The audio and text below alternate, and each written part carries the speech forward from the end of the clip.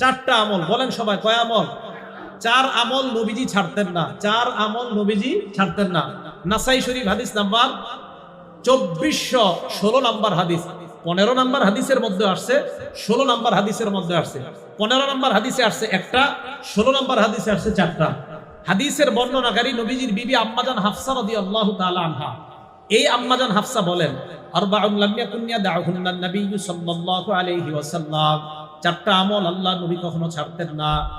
এক নাম্বার সিয়ামা ইয়াউমি আশুরা, মুহররমের 10 তারিখের রোজা আল্লাহ নবী ছাড়তেন না। দুই নাম্বার আল আশরা, জিলহজ মাসের প্রথম দশকের রোজা আল্লাহ নবী ছাড়তেন না।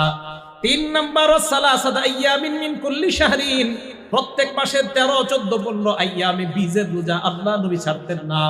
চার নাম্বার ওয়ারাকাতাইনি ক্বাবলা সালাতিল গাদাত, ফজরের আগে 2 রাকাত সুন্নাত আল্লাহ নবী কখনো ছাড়তেন না। আমরা খালি সুন্নত উঠাই দিতে চাই, কি করতে চাই? হ্যাঁ, আমরা সুন্নত উঠিয়ে দিতে চাই।